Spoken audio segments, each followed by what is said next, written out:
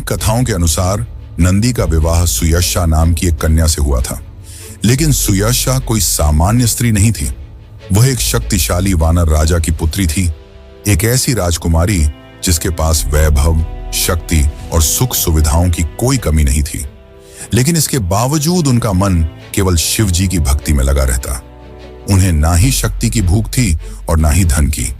उनके जीवन का केवल एक ही लक्ष्य था, शिव की आराधना। लेकिन सुयशा के पिता कुछ और ही चाहते थे।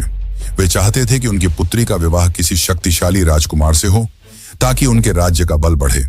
जब उन्होंने विवाह का प्रस्ताव सुयशा के सामने रखा, तब उन्होंने मना कर दिया, यह कहते हुए कि उनका जीवन केवल शिव जी को समर्पित है। लेकिन उनके पिता को यह बात अच्छी नहीं लगी और वे सुयशा की भक्ति में बाधा डालने लगे। सुयशा ने सभी राजसी सुख सुविधाओं को त्याग दिया और जंगल की ओर चली गई। दूर सुंदर नदी के किनारे उन्होंने तपस्या शुरू की। दिन बीते और फिर वर्ष, और अंत में शिवजी प्रकट हुए। महादेव ने कहा, हे सुयशा, तुम्हारी भक्ति और निष्ठा ने मुझे प्रसन्न किया है।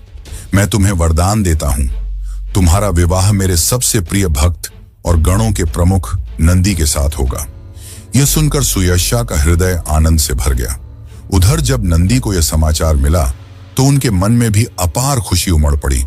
इसके बाद कैलाश पर्वत की तलहटी में एक दिव्य विवाह का आयोजन हुआ। चारों ओर देवता और ऋषि मुनि उपस्थित थे। यह एक भव्य विवाह था जिसका साक्षी पूरा ब्रह्मांड बना। तो इस तरह नंदी का विवाह सुयशा के साथ हुआ। दोनों ही एक दूसरे का सम्मान करते और एक दूसरे से अकल्पनीय प्रेम करते। लेकिन सबसे सुंदर बात तो यह थी कि दोनों ही शिव जी के सबसे बड़े भक्त थे।